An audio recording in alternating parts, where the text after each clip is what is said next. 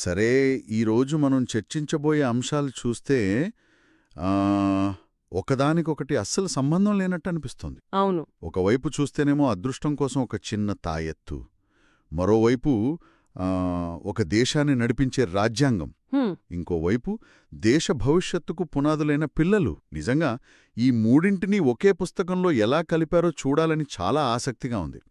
ఏదో puzzle solve చేస్తున్న feeling వస్తోంది. మీరు చెప్పింది కరెక్ట్. మనం ఈరోజు విశ్లేషించబోయేది ఎస్కేఆర్ రాసిన ది లెజెండ్ మైండ్ అనే పుస్తకంలోని 3 అధ్యాయాలు. బహుశా రచయిత ఉద్దేశం కూడా అదేనేమో. అంటే అంటే మన జీవితంలో చాలా చిన్న విషయాల నుండి చాలా పెద్ద విషయాల వరకు ఒకే రకమైన సూత్రాలు ఎలా పనిచేస్తాయో చూపించడమన్నమాట. ఓ, అయితే ఆ సూత్రం ఏమిటో కనుక్కుందాం. సరే, మొదట అందర్నీ ఆకర్షించే అంశంతో మొదలుపెడదాం. అదృష్టం. మంచి ఆలోచన. ప్రపంచంలో అత్యంత అదృష్టవంతమైన తాయెత్తు అనే అధ్యాయం వినడానికే ఏదో సినిమా టైటిల్లా ఉంది. అసలు ఏముందిందులో? ఇందులో రచయిత 3 నాణ్యాలతో తయారు చేసిన ఒక ప్రత్యేకమైన తాయెత్తు గురించి వివరిస్తారు. ఇది ఏదో గుడిలో దొరికే సాధారణ తాయెత్తు కాదు. కాదా? కాదు. దీని వెనుక సంఖ్యాశాస్త్రం, పురాణాలు, కొన్ని నమ్మకాలు అన్నీ కలిపి ఒక వ్యవస్థలు నిర్మించారు. ఆ నాణ్యాలు కూడా చాలా నిర్దిష్టంగా ఉండాలి. అవేంటి? ఒక 5 రూపాయల నాణ్యం, 2 1 రూపాయి నాణ్యాలు. ఆగండి, ఆ 2 1 రూపాయి నాణ్యాల్లో ఏదో ప్రత్యేకత ఉన్నట్టుంది కదా, పుస్తకంలో చెప్పినట్టు. అవును, అక్కడే అసలు విషయముంది. ఆ రెండిట్లో ఒకటి పాత నాణ్యమయ్యుండాలి, మరొకటి కొత్త నాణ్యం. పాతది కొత్తదా? ఎందుకు? ఈ పుస్తకంలో చెప్పిందాని ప్రకారం కొత్త నాణ్యం సంపద దేవత అయిన లక్ష్మీదేవికి ప్రతీక. ఓకే, అది అర్థమైంది. అయితే పాత నాణ్యం ఆమె సోదరి, సంపద నష్టాన్ని సూచించే ఆ లక్ష్మికి ప్రతీకన్నమాట. ఒక్క నిమిషం, ఇది కొంచెం వింతగా ఉంది. సాధారణంగా అందరూ లక్ష్మీదేవిని మాత్రమే కోరుకుంటారు కదా, మరి సంపద నష్టాన్ని సూచించే ఆ లక్ష్మినే కావాలని ఎందుకు దగ్గర పెట్టుకోవాలి? ఇది కాస్త వ్యతిరేకంగా అనిపించడం లేదా? మంచి ప్రశ్న అడిగారు. రచయిత ఉద్దేశమేంటంటే, డబ్బు లేదా సంపద అనేది ఎప్పుడూ ఒకే చోట స్థిరంగా ఉండదు. దాని స్వభావమే ప్రవహించడం. హ్మ్, లక్ష్మీ రూపంలో వస్తుంది, ఆ లక్ష్మీ రూపంలో పోతుంది. ఈ రెండింటినీ కలిపి అంగీకరించినప్పుడు, అంటే లాభనష్టాలను సమానంగా చూసినప్పుడు, ఆ ప్రవాహంలో ఒక రకమైన సమతుల్యత వస్తుంది. ఓ, కేవలం లాభం గురించే ఆలోచిస్తే నష్టమొచ్చినప్పుడు తట్టుకోలేం. ఇదొక రకంగా వాస్తవాన్ని అంగీకరించడం లాంటిది. ఓ, ఇప్పుడు కనెక్ట్ అయింది. అంటే ఇది కేవలం అదృష్టం కోసం కాదు, ఒక రకమైన మానసిక స్థైర్యం కోసం కూడా. మరి ఆ 5 రూపాయల నాణెం సంగతేంటి? దాని ప్రాముఖ్యత ఏమిటి? 5 అనే అంకెకు సంఖ్యాశాస్త్రంలో ప్రత్యేక స్థానం ఉంది. ఇది మిగిలిన అన్ని అంకెలతో, అంటే 1 నుండి 9 వరకు, అన్నింటితో సమతుల్యం చేస్తుందని ఒక నమ్మకం.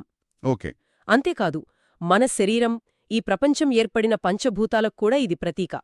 భూమి, నీరు, అగ్ని, గాలి, ఆకాశం. అంటే ఒక వ్యక్తిని విశ్వంలోని మూలశక్తితో అనుసంధానం చేయడం లాంటిదా? ఖచ్చితంగా. అంటే మొత్తం చూస్తే ఇది కేవలం ఒక్క అదృష్ట సంఖ్య మీద ఆధారపడడం లేదు. ఇదొక సంపూర్ణ వ్యవస్థను నిర్మించడం లాంటిది. మొత్తం 3 నాణేలు, 3 అదృష్ట సంఖ్య. అవును. వాటి మొత్తం విలువ 7. 5 + 1 + 1, అది కూడా ఒక అదృష్ట సంఖ్య. నాణేల గుండ్రని ఆకారం 0 అంటే జ్ఞానాన్ని సూచిస్తుంది. అంటే రచయిత చెప్పాలనుకున్నది అదృష్టం ఎక్కడో దొరికేది కాదు, దాన్ని మనం నిర్మించుకోవాలి అనేనా? ఖచ్చితంగా మీరు పాయింట్ని పట్టుకున్నారు. అందుకే ఈ తాయెత్తును తయారు చేయడానికి కూడా ఒక పద్ధతిని సూచించారు. మంగళవారం రాత్రి గంగాజలంలో నాణేలను శుద్ధి చేసి, బుధవారం ఉదయం ధరించాలని చెబుతారు. అవును, ఒక తెల్లటి వస్త్రంలో కట్టి. ఈ ప్రక్రియ అంతా కూడా ఆ వస్తువు మీద మన నమ్మకాన్ని, మన శక్తిని కేంద్రీకరించడానికే. ఆ ఆచరణ ద్వారా మనం దానికి మరింత శక్తిని ఆపాదిస్తున్నాం. ఒక వ్యక్తి తన జీవితంలో క్రమాన్ని తీసుకురావడానికి ఇంత చిన్న వస్తువులో ఎంత అర్థాన్ని నిర్మించవచ్చో చూస్తే ఆశ్చర్యంగా ఉంది. సరే, ఇది ఒక వ్యక్తికి బావుంది, కానీ దీన్నే ఒక 100 కోట్ల మంది ఉన్న దేశానికి ఎలా వర్తింపజేస్తాం?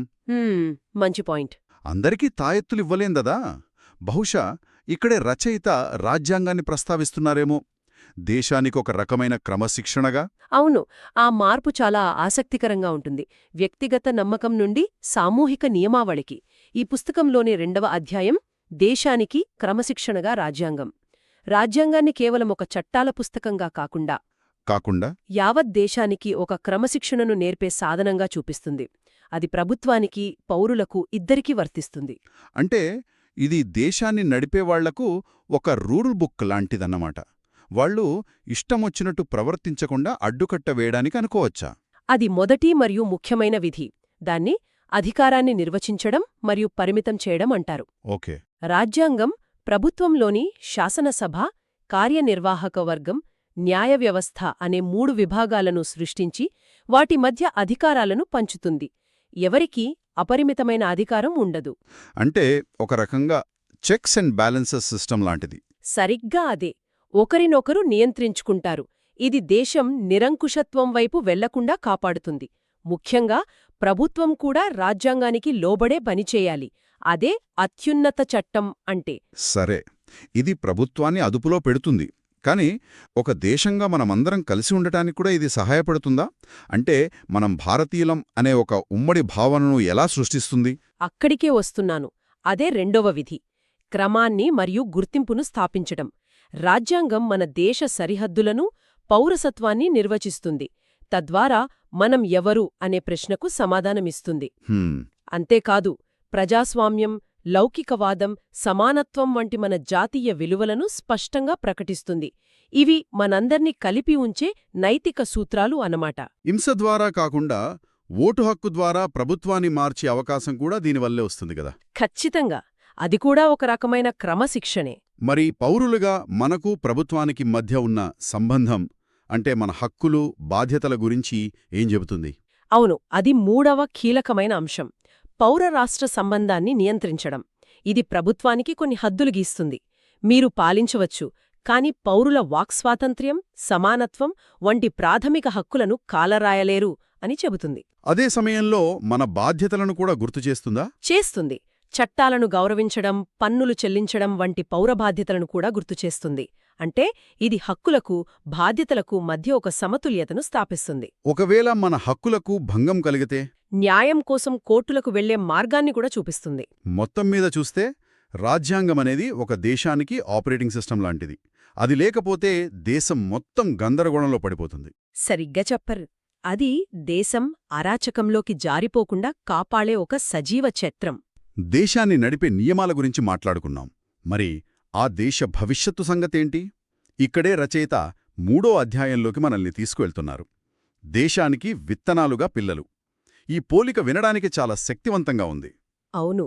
ఈ విత్తనం అనే రూపకాన్ని రచయిత చాలా లోతుగా విశ్లేషించారు. ఒక చిన్న విత్తనంలో ఒక మహావృక్షం అయ్యే సామర్థ్యం ఎలా దాగి ఉంటుందో, ప్రతి బిడ్డలోనూ అపారమైన శక్తి దాగి ఉంటుంది. కాని ఆ విత్తనం మొలకెత్తాలంటే మంచి నేల, నీరు, వెలుతురు కావాలి. అలాగే పిల్లల సామర్థ్యం బయటకు రావాలంటే వారికి ప్రేమ, విద్య, సరైన పోషణ, అవకాశాలు కల్పించాలి. కేవలం సామర్థ్యం మాత్రమే కాదు, ఒక తరం నుండి మరో తరానికి సంస్కృతిని, విలువలను తీసుకువెళ్లేది కూడా పిల్లలే కదా? ఖచ్చితంగా. అదే నిరంతరత. వాళ్లే మన గతాన్ని భవిష్యత్తుతో కలిపే వారధులు. విత్తనాలలాగే పిల్లలు చాలా సున్నితంగా ఉంటారు. కాని సరైన వాతావరణం కల్పిస్తే ఎలాంటి కష్టాలనైనా తట్టుకుని బలంగా ఎదుగుతారు. ఈ ఆలోచన కొత్తదేమీ కాదనుకుంటా. కాదు. ప్రాచీన గ్రీస్లో ప్లేటో నుండి మన మొదటి ప్రధాని నెహ్రూ వరకు అందరూ ఇదే చెప్పారు. పిల్లలు తోటలోని మొగ్గల్లాంటివారు. వారిని ప్రేమగా పెంచాలి అని నెహ్రూ అన్న మాటని పుస్తకంలో ఉదహరించారు. ఇది వినడానికి చాలా బాగుంది. కాని ఆచరణలో ఆర్థికంగా చూసినప్పుడు దీని ప్రాముఖ్యత ఏమిటి? దీని వెనుక బలమైన ఆర్థిక సిద్ధాంతాలు కూడా ఉన్నాయి. ఉదాహరణకు హ్యూమన్ క్యాపిటల్ థియరీ అని ఒకటుంది. అంటే సింపుల్గా చెప్పాలంటే ఇది ఒక హై గ్రోత్ స్టార్టప్లో పెట్టుబడి పెట్టడం లాంటిది. ఈ రోజు ఒక బిడ్డ ఆరోగ్యం, విద్య మీద పెట్టే ఖర్చు భవిష్యత్లో ఆ దేశానికి ఎన్నో రెట్లు లాభాన్ని తెచ్చిపెడుతుంది. అర్థమైంది. నైపుణ్యం ఉన్న పౌరులు దేశ ఆర్థిక వ్యవస్థను బలోపేతం చేస్తారు. అంటే యువత ఎక్కువగా ఉన్న దేశానికి ఇదొక వరం లాంటిది. అవును. కానీ ఈ విత్తనాలకు ఎదురయ్యే ముప్పుల గురించి కూడా ఈ పుస్తకం హెచ్చరిస్తుంది కదా? ప్రస్తుత ప్రపంచంలో ఆ సవాళ్లు ఏమిటి? అవును. రచయిత కొన్ని తీవ్రమైన సమస్యలను ప్రస్తావించారు. పేదరికం, పోషకాహార లోపం వల్ల కోట్ల మంది పిల్లలు శారీరకంగా, మానసికంగా సరిగ్గా ఎదగలేకపోతున్నారు. విద్య సంగతి. నాణ్యమైన విద్య అందక వారి భవిష్యత్తు అంధకారంలోకి వెళ్తోంది. బాలకార్మిక వ్యవస్థ, హింస వారి బాల్యాన్ని చిదిమేస్తున్నాయి. వీటికి తోడు కొత్త సమస్యలు కూడా వచ్చాయి కదా? అవే డిజిటల్ వ్యసనం, మానసిక ఆరోగ్య సమస్యలు, వాతావరణ మార్పులు వంటి కొత్త ముప్పులు కూడా వచ్చి చేరాయి. అయ్యో, మరి ఈ ముప్పుల నుండి ఆ విత్తనాలను కాపాడటానికి, వాటిని పెంచి పోషించటానికి రచయిత ఏమైనా మార్గాలు సూచించారా? ఒక స్పష్టమైన కార్యాచరణను సూచించారు. అందులో ముఖ్యమైనవి గర్భంలో ఉన్నప్పటి నుండే సరైన సంరక్షణ, అందరికీ సమానమైన నాణ్యమైన విద్య, ఆరోగ్యం, శారీరక ఆరోగ్యంతో పాటు మానసిక ఆరోగ్యంపై దృష్టి, కుటుంబం మరియు సమాజం నుండి మద్దతు, అన్నింటికన్నా ముఖ్యంగా పిల్లలను కేవలం సంరక్షణ పొందేవారిగా కాకుండా వారి అభిప్రాయాలకు విలువనివ్వాలని చెబుతారు. ఈ సూత్రాలను పాటించి విజయం సాధించిన దేశాలేమైనా ఉన్నాయా? ఉదాహరణలిస్తే ఇంకా బాగా అర్థమవుతుంది. ఉన్నాయి. ఫిన్లాండ్ విద్య, పిల్లల సంక్షేమంపై భారీగా పెట్టుబడి పెట్టి ప్రపంచంలోనే అత్యుత్తమ ఫలితాలను సాధించింది. వావ్! ఆఫ్రికాలోని రువాండా ఒక భయంకరమైన మారణ హోమం తర్వాత పిల్లల రక్షణ, విద్యకు ప్రాధాన్యత ఇచ్చి అద్భుతంగా నిలదొక్కుంది. కోస్టారికా ఉదాహరణ కూడా చాలా శక్తిమంతమైనది.